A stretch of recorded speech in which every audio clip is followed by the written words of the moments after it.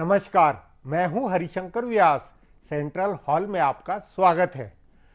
तो दक्षिण और पूर्वोत्तर भारत ने अपना रुझान दिखला दिया है।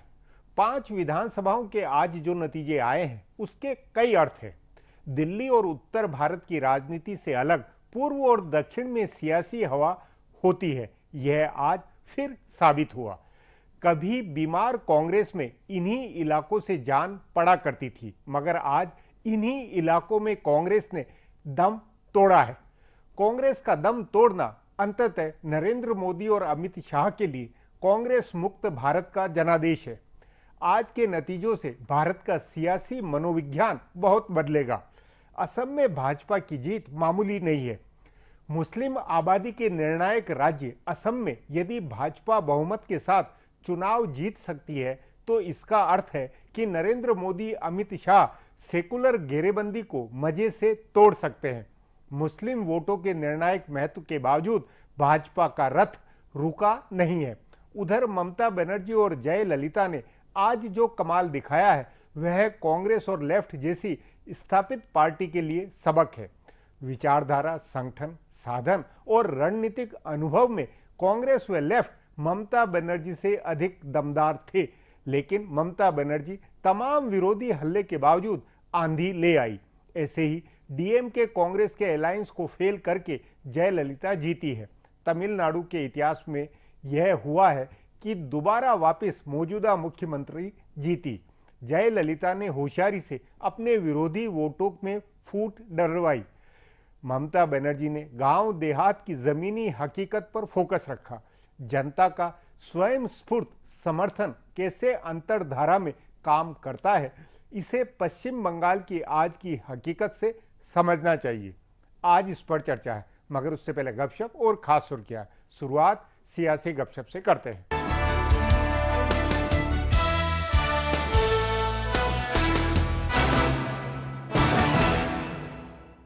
कांग्रेस उपाध्यक्ष राहुल गांधी के पार्टी अध्यक्ष बनने का फैसला क्या कुछ दिन और टल जाएगा? 5 राज्यों में कांग्रेस की बुरी हार ने राहुल के नेतृत्व पर गंभीर सवाल खड़े किए हैं। पश्चिम बंगाल में ममता बनर्जी कांग्रेस से तालमेल करना चाहती थी। उन्होंने पटना में नीतीश कुमार के शपथ ग्रहण समारोह में इस बारे में राहुल से बात की थी। सोनिया गांधी भी इसके लिए तैयार थीं, लेकिन अधीर रंजन चौधरी के दबाव में राहुल ने लेफ्ट से तालमेल किया, जिसका नतीजा ये हुआ कि बंगाल में ममता की ज्यादा बड़े बहुमत से वापसी हुई और केरल में कांग्रेस की सरकार चली गई। असम में तरुण गोगोई को बनाए रखने का फैसला राहुल का था। उन्होंने अपनी पार्टी के दिग्गज नेता हिमंता बिस्वा शर्मा को अपमानित किया। खबर है कि शर्मा जब नाराज थे तब राहुल सिर्फ 3 मिनट के लिए उनसे मिले थे और उतनी देर भी वे अपने कुत्ते से खेलते रहे थे। इससे आहत शर्मा ने पार्टी छोड़ी और कांग्रेस को हराने के लिए जी जान से मेहनत की। तमिलनाडु में भी घुटने टेक कर समझौता करने का कांग्रेस का दांव पिट गया। कांग्रेस के जानकार सूत्रों का कहना है कि पार्टी नेताओं ने पहले ही राहुल के लिए पोजीशनिंग शुरू कर दी है। तभी पंजाब के पूर्व मुख्यमंत्री कैप्टन अमरिंदर सिंह ने कहा कि अभी सोनिया गांधी को अध्यक्ष बने रहना चाहिए, तो पार्टी महासचिव दिग्विजय सिंह ने कहा कि प्रियंका गांधी सक्रिय राजनीति में आती हैं, तो पार्टी उनका स्वागत करेगी। पार्टी के एक दूसरे वरिष्ठ नेता पीसी चाको ने कहा कि हार की जिम्मेदारी राहुल गांधी की नहीं है। इससे जाहिर है कि कांग्रेस नेता अध्यक्ष पद पर अगले कुछ दिनों तक दुविधा बनाए रखना चाहते हैं। बदलाव का मामला कुछ दिन और खींच सकता है।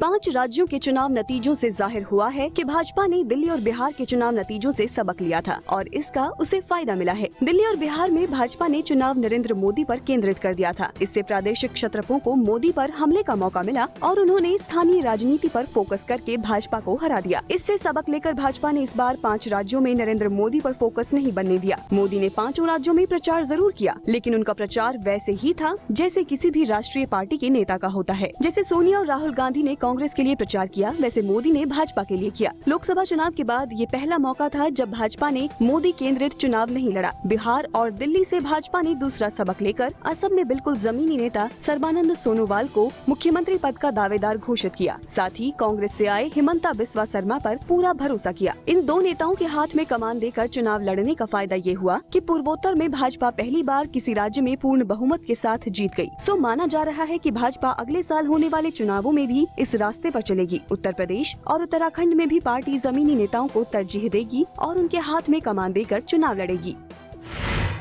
5 राज्यों के विधानसभा चुनावों का असर राज्यसभा के समीकरण पर होगा। इस साल तमिलनाडु की 6 सीटें खाली हो रही हैं, जिन पर 11 जून को चुनाव होना है। इनमें एक सीट कांग्रेस की है, जो उसे 2010 में डीएमके की मदद से मिली थी। इस बार वो सीट कांग्रेस को नहीं मिलेगी। हालांकि उसकी सहयोगी डीएमके को 2 सीटें मिल सकती हैं। असम और केरल में पहले ही चुनाव हो चुके हैं, जहां से कांग्रेस के 3 सांसद जीत कर आए, लेकिन अगले चुनाव में तस्वीर बदल जाएगी। इन दोनों राज्यों से उसका एक भी सांसद जीत कर नहीं आ पाएगा। असम में 2018 में भाजपा को 2 सीटें मिल सकती हैं और केरल में लेफ्ट 2 सीटें जीतेगा। अगले साल 2017 में पश्चिम बंगाल में 6 सीटों पर राज्यसभा के चुनाव होंगे। कांग्रेस और लेफ्ट दोनों मिलकर 2 सीटें शायद ही जीत पाएं। ममता बनर्जी के खाते में 4 या 5 सीट जा सकती है। इससे राज्यसभा में उनका दबदबा बढ़ेगा। भाजपा को राज्यसभा में फायदा सिर्फ असम से होगा, लेकिन सभी राज्यों से कांग्रेस की बढ़त कम होगी। भाजपा नेताओं का हिसाब है कि 2018 के 2 वार्षिक चुनावों तक कांग्रेस 50 सीटों से नीचे आ जाएगी और भाजपा 70 से ऊपर चली जाएगी। अब सबकी नजरें अगले साल होने वाले उत्तर प्रदेश विधानसभा के चुनाव पर होगी, जहां से राज्यसभा में सबसे ज्यादा सीटें हैं।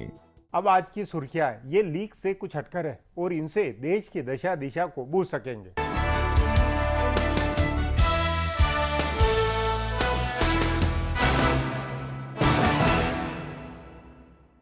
पश्चिम बंगाल में ममता बनर्जी और तमिलनाडु में जयललिता ने एंटी इनकम्बेंसी को मात देते हुए सत्ता में शानदार वापसी की है। पश्चिम बंगाल में ममता बनर्जी की पार्टी तृणमूल कांग्रेस ने पिछली बार के मुकाबले 28 सीटें ज्यादा जीती हैं। 294 सदस्यों की विधानसभा में ममता की पार्टी को 212 सीटें मिली हैं। मुख्य विपक्षी पार्टी रही सीपीएम और लेफ्ट मोर्चे का लगभग सफाया हो गया है, उसे सिर्फ 26 सीटें मिली है। लेफ्ट के साथ गठबंधन करने का कांग्रेस को फायदा मिला और उसके विधायकों की संख्या 42 से बढ़कर 46 हो गयी। चुनाव नतीजों के बाद ममता बनर्जी ने राज्य के लोगों को धन्यवाद दिया। उन्होंने कांग्रेस पर हमला करते हुए राहुल गांधी को निशाना बनाया और कहा कि नरेंद्र मोदी की असली ताकत राहुल गांधी ही है। उन्होंने ये भी कहा कि अगर कांग्रेस पार्टी सीपीएम के साथ रहेगी तो वे भाजपा के साथ रहेंगी। उधर तमिलनाडु के एग्जिट पोल के अनुमानों को गलत साबित करते हुए जयललिता की पार्टी अन्ना डीएमके ने सत्ता में शानदार वापसी की। 234 सदस्यों की विधानसभा में उनकी पार्टी को 128 सीटें मिली हैं। कांग्रेस और डीएमके गठबंधन ने 102 सीटें जीती हैं। डीएमडीके, पीएमके और भाजपा का मोर्चा प्रदेश में हाशिए में सिमट गया। 27 साल के बाद ऐसा हुआ है कि सत्तारूढ़ पार्टी की वापसी हुई है।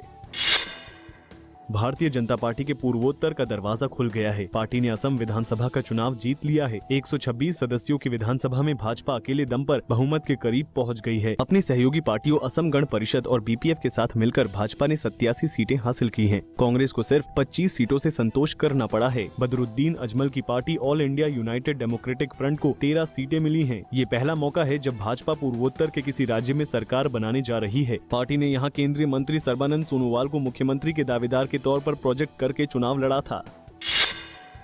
केरल में हर 5 साल में सत्ता बदलने का इतिहास कायम रहा है। कांग्रेस नेतृत्व वाले यूडीएफ को इस चुनाव में करारी हार का सामना करना पड़ा है। सीपीएम के नेतृत्व वाले एलडीएफ ने जबरदस्त बहुमत के साथ सत्ता में वापसी की है। राज्य की 140 सदस्यों की विधानसभा में एलडीएफ को 84 सीटें मिली हैं। यूडीएफ को 48 सीटों से संतोष करना पड़ा है। केरल की जीत वाम मोर्चे के लिए बड़े संतोष की बात है, क्योंकि पश्चिम बंगाल में उसका किला ढह गया है। पश्चिम बंगाल में कांग्रेस और लेफ्ट दोनों साथ मिलकर लड़े थे, जबकि केरल में दोनों एक दूसरे के खिलाफ चुनाव लड़े थे। एलडीएफ ने ओमन चांडी सरकार के खिलाफ भ्रष्टाचार के मुद्दे पर चुनाव लड़ा था।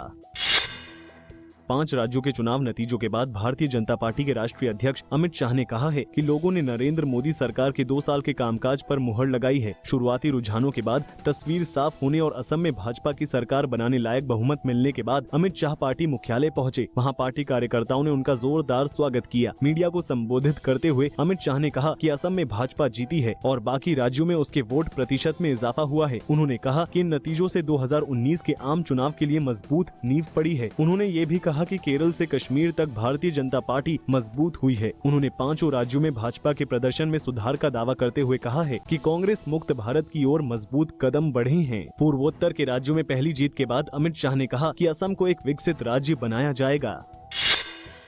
5 राज्यों के विधानसभा चुनाव नतीजों में कांग्रेस के लिए राहत की एकमात्र खबर पुडुचेरी से आई। 30 सदस्यों वाले केंद्र शासित प्रदेश पुडुचेरी में कांग्रेस और डीएमके ने बहुमत के लिए जरूरी 15 सीटों का आंकड़ा पार कर लिया है। गठबंधन को 17 सीटें मिली हैं। बाकी राज्यों में कांग्रेस की स्थिति बुरी रही। असम और केरल में उसकी सरकारें वापस नहीं लौट सकी। दोनों राज्यों में कांग्रेस गठबंधन चुनाव हार गया। पश्चिम बंगाल में कांग्रेस अपनी पिछली चुनाव की सीटें बचाने में कामयाब रही। उसे 46 सीटें मिली। 5 राज्यों के नतीजों के बाद पार्टी ने अपनी हार कबूल करते हुए कहा कि वो नतीजों पर आत्मचिंतन करेगी। इस बीच पार्टी के कई बड़े नेता राहुल गांधी के बचाव में उतरे। पार्टी के वरिष्ठ नेता पीसी चाको और शशि थरूर ने राहुल का बचाव करते हुए कहा कि राज्यों का चुनाव केंद्रीय नेतृत्व पर जनमत संग्रह की तरह नहीं होते हैं। फिलहाल अब एक ब्रेक है, फिर खुलासा होगा।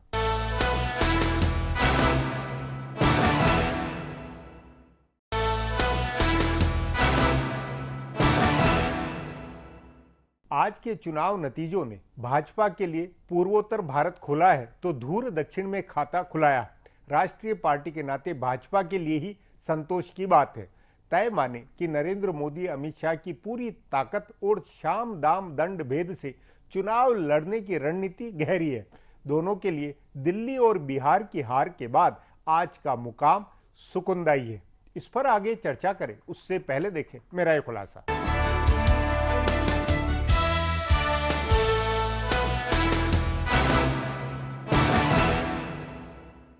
5 राज्यों के चुनावों में भाजपा का कुछ भी दांव पर नहीं लगा था। करीब 825 विधानसभा सीटों में से उसके पास सिर्फ 6 सीटें थी। उसकी सीटों में 10 गुना का इजाफा हो रहा है। इसके अलावा वह केरल, पश्चिम बंगाल और तमिलनाडु जैसे राज्य में लगातार अपने एक निश्चित वोट बैंक को बनाए रखने में सफल हो गई दिखती है। असम की जीत से पूर्वोत्तर के लिए उसका रास्ता खुला है। सो दिल्ली और बिहार के चुनाव हारने के बाद पहली बार भाजपा बहुत सहज और आराम की स्थिति में है। जहाँ तक प्रादेशिक क्षत्रपों का सवाल है, DMK, Anna DMK, Trinamool Congress, Indian Union Muslim League या एआईयूडीएफ जैसी पार्टियों की सफलता या विफलता भी राष्ट्रीय राजनीति को बहुत ज्यादा प्रभावित करने वाली नहीं है। ये पहले से ही लगभग तय माना जा रहा था कि ममता बनर्जी की वापसी होगी। जयललिता की वापसी पर एग्जिट पोल नतीजों में सवाल उठाए गए थे। अगर वहाँ डीएमके और कांग्रेस का अलायंस जीतता तो कांग्रेस के लिए कुछ राहत की बात होती, लेकिन अन्ना डीएमके की जीत से स्थिति जस की तस रहनी है। पश्चिम बंगाल और तमिलनाडु में जीती दोनों पार्टियां ऐसी हैं जो भाजपा और कांग्रेस दोनों से बराबर की दूरी बनाकर चलती हैं। लेकिन कांग्रेस और दूसरी भाजपा विरोधी पार्टियों यानी ऐसी पार्टियां जो राष्ट्रीय स्तर पर भाजपा विरोधी मोर्चा बनाने की राजनीति कर रही हैं, उनके लिए चुनाव नतीजे बड़ा सबक हैं। कांग्रेस ने भाजपा को रोकने के लिए कई किस्म के राजनीतिक समझौते किए थे। उसने अपनी राजनीति को ताक पर रखकर पश्चिम बंगाल में लेफ्ट के साथ तालमेल किया। बंगाल में तो कांग्रेस को इसका फायदा हो गया, लेकिन केरल में उसकी सत्ता चली गई। तमिलनाडु में भी डीएमके से अलायंस करके चुनाव लड़ने का कांग्रेस का फैसला गलत साबित हुआ। वह बड़ी मुश्किल से दहाई की संख्या में पहुंच पाई है। असम में भी राहुल गांधी की जिद के चलते तरुण गोगोई बने रहे और हिमंता बिस्वा शर्मा को पार्टी से बाहर जाना पड़ा। गोगोई पर दांव लगाने की राजनीति भी फेल हुई। सो कांग्रेस और राहुल गांधी के लिए इन नतीजों से चुनौतियां बढ़ गई हैं। अब अगले साल होने वाले 7 राज्यों के चुनाव में कांग्रेस बहुत लुटे पिटे अंदाज में लड़ेगी। केरल में 5 साल पर होने वाले सत्ता परिवर्तन का इतिहास एक बार फिर कायम रहा, लेकिन उसका कारण लेफ्ट की अपनी राजनीति नहीं है। सत्तारूढ़ कांग्रेस और उसकी सहयोगी पार्टियां इस तरह से भ्रष्टाचार के आरोपों में फंसी थी और ओमन चांडी के खिलाफ ऐसी एंटी इनकम्बेंसी थी कि लेफ्ट को फायदा होगा। भाजपा के जोर लगाकर लड़ने से भी लेफ्ट को फायदा हुआ, लेकिन पश्चिम बंगाल में जितना बड़ा नुकसान हुआ है उसके मुकाबले ये जीत छोटी है। बंगाल में पार्टी तिनके की तरह उड़ गई। कांग्रेस को उससे दुगनी सीटें मिली हैं। अपने सबसे मजबूत गढ़ में वो एक तरह से खारिज हो गई है। सो आगे राष्ट्रीय राजनीति में उसे अपने को प्रासंगिक बनाए रखने के लिए बड़ी मेहनत करनी होगी। कांग्रेस और लेफ्ट के अलावा भाजपा विरोधी राजनीति करने वाली पार्टियां अब नए सिरे से गोलबंदी कर सकती हैं। इन नतीजों से जाहिर हुआ है कि भाजपा अब सिर्फ हिंदी पट्टी या महाराष्ट्र और गुजरात की पार्टी नहीं है। उसने पश्चिम बंगाल, केरल, तमिलनाडु और असम में अपनी जमीन तैयार कर ली है। इसलिए उन्हें इसका ध्यान रखते हुए राजनीतिक गोलबंदी करनी होगी।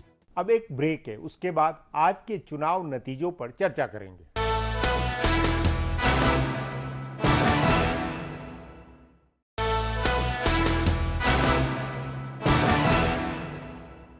ममता बनर्जी की जीत अभूतपूर्व है। इसका अर्थ है कि ममता बनर्जी अब 2019 के लिए नीतीश कुमार, अरविंद केजरीवाल आदि से बड़ी संभावना लिए है।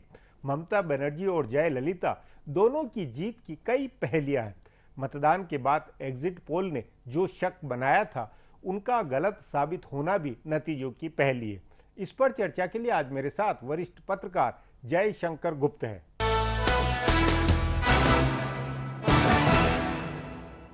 जयशंकर जी, विधानसभा चुनावों के नतीजे में यदि मैं आज ये कहूं कि कांग्रेस मरी दशा में आईसीयू में दाखिल हो गई है और भाजपा बम बम होकर फुदक रही है, तो क्या कहेंगे? देखिए, फुदकने जैसा बहुत तो नहीं है, लेकिन ये जरूर है कि असम जैसे राज्य में, पूर्वोत्तर में पहली बार भाजपा इतने बड़े बहुमत के साथ सत्तारूढ़ होने जा रही है। एक बहुत बड़ी उपलब्धि है। दूसरा, उसको आप देख सकते हैं कि केरल जैसे राज्य में भी एक विधायक मिल गया, पश्चिम बंगाल में जहां सिर्फ एक विधायक था, पूरे इतिहास में देख लें तो वहां पर भी खाता तो खुल गया, जहां कहीं एक तो उनको ये हो गया कि राष्ट्रीय पार्टी का हो गया तमगा कि साहब पूरे भारत की पार्टी है, और अब किसी राज्य में ऐसा नहीं कि प्रतिनिधित्व नहीं और है। कांग्रेस के साथ है कि बस आप समझ लीजिए पुडुचेरी तक सीमित रह गई है। हाँ, नहीं, पर मैं ये कि वो मतलब एक तरह से खत्म होने वाले मुकाम, देखिए राजनीति में कोई खत्म नहीं हुआ करता है, लेकिन फिर भी आज के संदर्भ में और राष्ट्रीय राजनीति की मनोदशा के संदर्भ में अब कांग्रेस में कहां से दम आएगा? नहीं, इस तरह के अगर इतिहास से हम लें सबक तो फिर भाजपा एक समय 2 सांसदों की पार्टी रह गई थी, या कांग्रेस 1977 में पूरी तरह से हार गई थी, और लेकिन 2-3 साल के बाद उसका एक कमबैक भी हुआ था। लेकिन तब की परिस्थितियों में आज की परिस्थितियों में बहुत बड़ा फर्क है, और आज कांग्रेस के पास कोई ऐसा नेता नहीं दिख रहा है और ना कोई सोच दिख रही है जिसके आधार पर वो अपने को रिसर्च कर सके। दूसरा कि कम्युनिस्ट पार्टियां और जो जनवादी राजनीति है वो पूरी तरह पश्चिम बंगाल में अब अप्रासंगिक नहीं हो गई, क्योंकि अब कम्युनिस्टों का क्या पश्चिम बंगाल में कभी वापस रिवाइवल हो सकता है? इस तरह से तो नहीं हो सकता है, क्योंकि पिछले 5 वर्षों में अगर आप देखें तो कम्युनिस्ट पार्टियों ने कभी कोई आंदोलन किया हो, कभी कुछ कोई ने नेतृत्व हो, ने संगठन की सुध लियो, तो इसका मतलब ये न माना जाए कि जनवादी राजनीति और वामपंथी राजनीति के दिन खत्म होने के कगार पे। देखिए, अब आपका मुकाबला परंपरागत राजनीति से नहीं है, अब आपका मुकाबला ऐसे राजनीतिज्ञों से है जो 365 दिन राजनीति करते हैं। 5 साल लगातार राजनीति करते हैं। ममता बनर्जी उसमें से एक है, मुलायम सिंह यादव उसमें से एक है, लालू प्रसाद यादव उसमें से एक है। नहीं, उस नाते तो कम्युनिस्ट, देखिए कम्युनिस्ट सबसे ज्यादा पहले रहे हैं, वो रहे हैं। कम्युनिस्ट तो राजनीति के लिए ही है, राजनीति विचारधारा के, तो विचारधारा रह गई, वो एकदम खत्म हो गई, इसलिए वो भी इरेलेवेंट हो गए। विचारधारा रह गई लेकिन इन सक्रियता खत्म हो गई। आज कहीं किसी कम्युनिस्ट केंद्र नहीं चलते हैं, जहां प्रशिक्षण केंद्र नहीं चलते हैं। नया कम्युनिस्ट कोई नहीं आ रहा है। नया कम्युनिस्ट जो नया लड़का तैयार होकर के आएगा कि उसको आप विचारों से प्रभावित होकर के आएगा, किसी और कारणों से प्रभावित होकर के आ जाए अलग बात है, लेकिन कम्युनिस्टों में भी जो उस ढंग से होता था, मतलब हम कह रहे हैं 5 साल में आपने ऐसा कुछ भी नहीं किया जिससे लगे कि आप रिसर्च कर रहे हैं, वो आपका फिर से होने जा रहा कुछ। तीसरा मुद्दा ये कि क्या अब केंद्र की राजनीति में जो सेकुलर, जो एक मोर्चेबंदी थी नरेंद्र मोदी और अमित शाह को घेरने की, वो पूरी तरह रेत महल की तरह बिखर नहीं गई है? अब कोई धुरी ही नहीं बनने वाली स्थिति में? नहीं, धुरी तो बन सकती है। देखिए, परिस्थितियां धुरी बनाती हैं। कोई राजनीतिक दल, परिस्थितियां ठीक है, लेकिन आज के चुनाव नतीजों के संदर्भ में, चुनाव नतीजे में भी देखिए ममता बनर्जी सबसे बड़ी विजेता के रूप में उभरी है, जयललिता नंबर 2 के रूप में विजेता के रूप में उभरी है, इसको तो मानना पड़ेगा। भाजपा नहीं, लेकिन ये जनवादी राजनीति और उस तरह की राजनीति की घोर विरोधी, और खासतौर पर उस धुरी के, इसमें जनवाद की बात नहीं आ रही है। जनवादी राजनीति तो पहले भी कहाँ थी, मतलब विकल्प के तौर पर तो जनवादी राजनीति कभी भी नहीं थी। अभी एक कोशिश जरूर कर रहे थे कांग्रेस को लोग, हालांकि वो बहुत ही कंफ्यूज्ड कोशिश थी। मतलब केरला में आप वामपंथियों से लड़ेंगे, पश्चिम बंगाल में आप वामपंथियों से मिलकर के चुनाव लड़ेंगे, तो लोग तो इतने मूर्ख नहीं हैं। आप एक तो ऐसा करके अपनी रणनीतिक चाल से कांग्रेस ने एक तो ममता बनर्जी के जैसा एलाई खो दिया। अब कहीं ना कहीं अब या तो फिर क्षेत्रीय दलों का कोई बने जिसमें ममता बनर्जी हो, जिसमें चंद्रबाबू नायडू हो, जिसमें नीतीश कुमार हो, जिसमें जयललिता हो, जिसमें मायावती हो, मतलब इस तरह का एक कुनबा अगर तैयार हो, और उसको अगर कांग्रेस पीछे से पैक करे या कुछ करे तब तो बात समझ में आती है। कांग्रेस के नेतृत्व में कोई कुनबा बने ऐसा कुछ दिख नहीं रहा। नहीं, तो उस नाते फिर एक सवाल है कि राहुल गांधी के नेतृत्व को लेकर अब कांग्रेस में, आम कांग्रेस जन में, सीडब्ल्यूसी में, या भले वरिष्ठ नेता, इसमें अब गहरा प्रश्न चिन्ह नहीं लग गया? नहीं, प्रश्न तो बहुत बड़ा लग गया लोकसभा चुनाव के बाद से ही। नहीं, लोकसभा चुनाव तो एक सबका सामूहिक था, वो तो मनमोहन सिंह की विरासत थी। ठीक है, ये तो इस बार रणनीति राहुल गांधी ने बनाई है। उनको कांग्रेस का अध्यक्ष बनाया जा सकता है, तो सबक तो कांग्रेस ले नहीं रही है। एक तरफ हम कह रहे हैं कि वो आईसीयू में है, दूसरी तरफ वो अपने बीमार नेता को ही सामने रख करके वो अपनी रणनीति बनाना चाहती है। तो इस तरह से नहीं, तो उस नाते अब वो मामला सब खटाई में नहीं पड़ता हुआ लगेगा?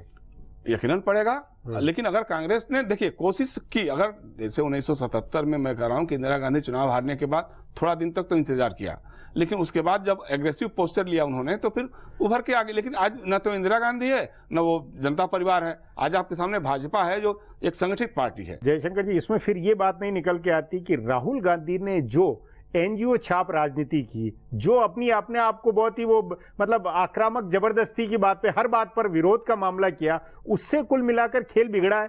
नहीं, राहुल गांधी ये भूल गए कि उनकी पार्टी अभी 2 साल पहले सत्तारूढ़ थी। वो उन्होंने इशूज को उठा रहे थे जिन इशूज को उनकी पार्टी ने कभी ध्यान नहीं दिया। तो एनजीओ राजनीति करिए चाहे कुछ भी, आपका कमिटमेंट कहाँ है? सवाल तो ये है। अगर कांग्रेस नहीं कमिटमेंट में भी ये कि ऐसी बातें कही कि उत्तर प्रदेश में चुनाव लड़ना और राहुल गांधी के मुंह से निकले कि भाई मनुवादी ताकतों से हमें सावधान रहे, तो ये कहां की राजनीति? ये राहुल गांधी के आसपास का जो घेरा है वो गड़बड़ नहीं है? नहीं, राहुल गांधी के जो सलाहकार है उनको सोचना होगा। आप मनुवाद की राजनीति को गाली देते हैं। हाँ, वो मायावती की राजनीति करना चाहते हैं। हाँ, और आपका पूरा नेतृत्व जो है वो वही मनुवाद पे ही आधारित रहा है। आप देखिए कि जितने इनके प्रदेश अध्यक्ष होते थे वो सारे एक ही समाज चाहते थे, एक ही जाति के होते थे, और वो जाति मतलब कोई दलित या शूद्र या बैकवर्ड राजनीति करने वाले नहीं थे। तो आप राजनीति जो करते हैं धरातल पे वो अलग होती है, और जो बोलते हैं वो अलग होती है। आप उत्तराखंड में आप बोलते थे साहब कि पैरा टूपर्स की राजनीति नहीं चलेगी, आप मुख्यमंत्री बनाते थे विजय बहुगुणा को, तो एक साथ नहीं चल सकता। आज विजय बहुगुणा आज कहाँ है? तो आज के नतीजों का सबसे ज्यादा सबक, मतलब अब वो तो निश्चित तौर पर कांग्रेस और उन पे होगा, लेकिन ज्यादा सबक के लिए सबक वाली कौन कौन चेहरे या पार्टियां बनती है? नहीं, सबक तो लेफ्ट को लेना होगा सबसे बड़ा लेफ्ट का। सबसे बड़ा लेफ्ट का कि एक तो पहले से ही लग रहा था कि वो खारिज होते जा रहे हैं भारत की राजनीति की मुख्य धारा से, क्योंकि पहले होता था कि पश्चिम बंगाल, केरल और त्रिपुरा तक सीमित थे। अब तो रह गया कि केरल और त्रिपुरा तक रह जाएंगे, क्योंकि बंगाल में मतलब लीडर ऑफ अपोजिशन भी उनका नहीं बन पाना, विपक्ष की पार्टी भी नहीं बनना, यह सबसे बड़ी सोचनीय स्थिति है। दूसरी तरफ कांग्रेस है। कांग्रेस को यह सोचना होगा कि राजीव गांधी, सोनिया गांधी, राहुल गांधी, तरुण गोगोई, गौरव गोगोई, ये राजनीति हम नहीं चलने वाली। आपको कुछ ना कुछ तो नया करना पड़ेगा। एक तरफ भारतीय जनता पार्टी सर्बानंद सोनोवाल जैसा एक नया चेहरा, जो ईमानदार चेहरा भी माना जाता है, जनजातीय चेहरा भी माना जाता है, और उस पर कोई दाग अभी तक नहीं लगा, उसको पेश कर रही है। दूसरी तरफ आप पेश कर रहे हैं तरुण गोगोई, जो 3 बार मुख्यमंत्री रह चुके हैं और कह रहे हैं कि इनका अगला बेटा भी अगली राजनीति करेगा, तो इसको तो नहीं चला सकते ना। जी जयशंकर जी, बातचीत को यहीं समाप्त करेंगे। प्रोग्राम में आने के लिए बहुत बहुत धन्यवाद। हमारा प्रोग्राम अब यहीं खत्म होता है। आग्रह है प्रोग्राम पर अपनी राय hsvyas@nayaindia.com पर ईमेल करके बताएं, या hsvyas@ट्विटर और Facebook/नया इंडिया न्यूज़पेपर पर जाहिर करें। अब कल फिर मिलेंगे इसी चैनल पर इसी समय।